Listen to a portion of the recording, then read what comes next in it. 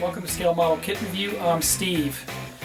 Well, I'm going to go ahead and try this for the first time, and that would be a group build. So I'm going to go ahead and do the Chevy Cheeseburger build, the 48-hour build that starts this coming up Friday night.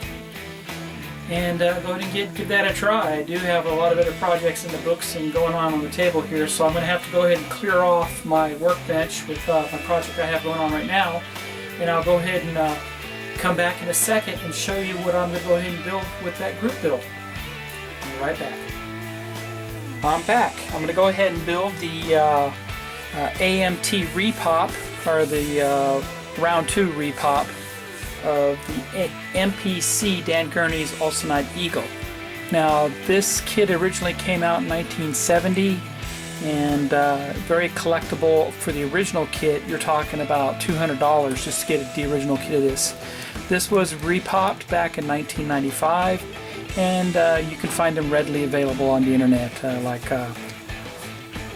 you know, eBay and places like that. So let's go ahead and look at the box art, and you can see there's two different options for the engines. You've got the Gurney Westlake Ford engine right here, and then you'll have the dual overhead can Ford engine, which is illustrated right there. Moving on, they show you some pictures, decal options for this kit, the number 48 Gurney and the 42. I'm not sure who drove the 42 car, but like I said, this was repop back in 1995, and I actually have another one of these in my stash put away. So let's open it up.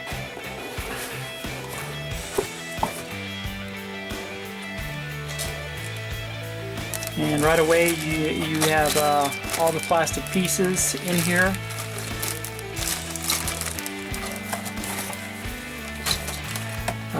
What the kit instructions, they look old school and just like how they did back in 1970 when this kit originally came out. We'll get a closer look at that. 2 rear rubber tires in here. Nice tread detail on them. Rubber seat. Very unique, and looks like possibly even some seat belts made out of this rubberized material. 2 more tires for the nose tires, a little bit thinner, skinnier. And of course the chrome pieces are all wrapped separately also. And clear parts should be just the windscreen.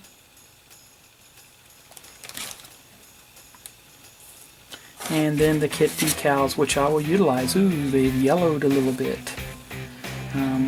I'm going to go ahead and spray these with some decal setting solution so they don't crack on me when I go to apply them to the model. I'll be right back. I'm going to open up the bags and I'll be right back.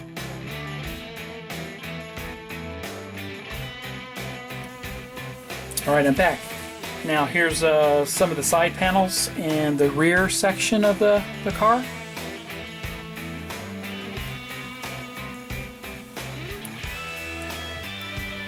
Very nice. Here's the chassis itself. And the nose cone.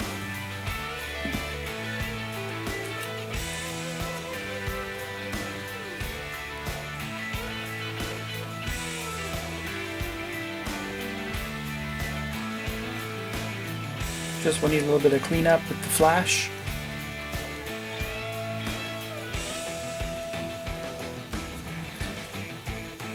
Close up of the windshield.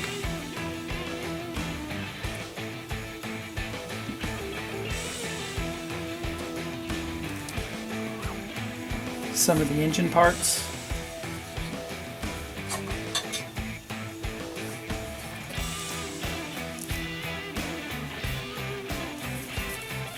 Engine block, which is pretty cool, shows the cylinders, the heads, accessories, some of the headers for one of the engines. Here's more parts. Looks like the transmission or gearbox, top portion of the body. looks like some of the axles, CV joint axles.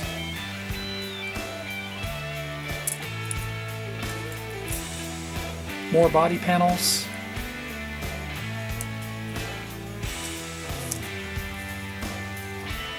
Header assembly. Wow. Look at that thing.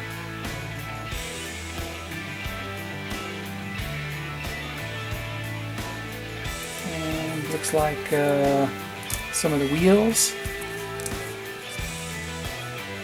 and steering wheel. And that's all the just the clear, not the clear, but the gray plastic pieces.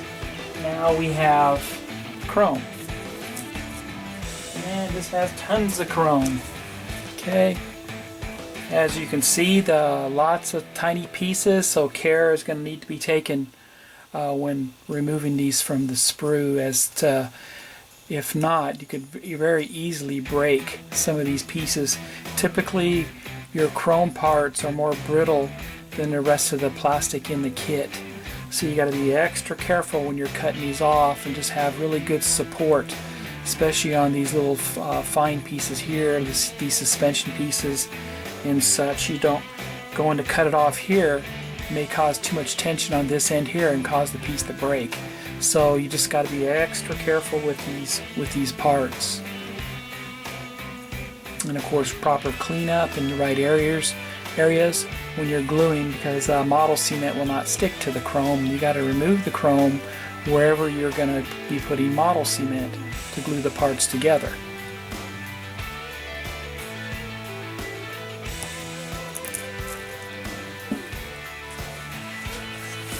Let's look at the decals a little closer.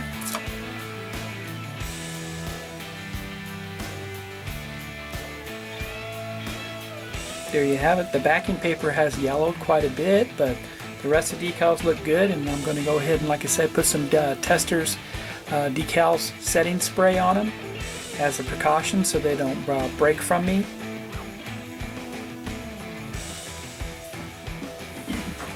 Or break on me, not from me. And then here's the kit instructions. This is for the 68 Ulsanite Eagle. And looking through the instructions here, very old school looking. Talks about the 48 was driven by Dan Gurney, and then the 42 car was driven by Denny Holma.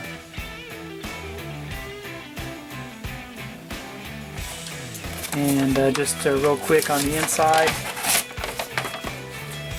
you got engine assembly first. Two different engines that can be built, either the one that goes on the 48 car or the one that goes on the 42 car.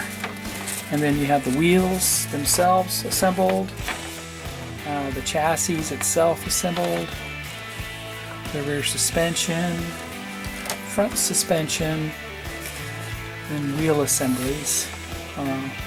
Once again installed, they're actually showing where to lubricate so that they turn.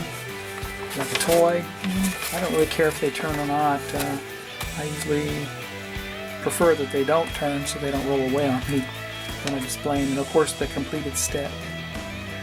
And you know, it's just like the old school 1970 kit on this. Very nice. But anyway, I want to thank Chevy Cheeseburger for putting on this 48-hour build. It's going to be the last one of the season. And be kicking it off. I'm allowed to go ahead and wash everything up early, and so it can dry out and get rocking and rolling on it Friday night at 8 p.m. local time, which is here in Tucson, Arizona. So I welcome any suggestions you all may have for this build, and I'm going to build it just like it shows on the cover, the number 48 for the Dan Gurney car.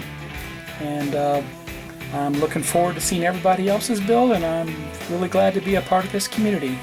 Thank you, and please subscribe to my channel, and happy modeling, everybody. I'll be back with some updates a little bit later.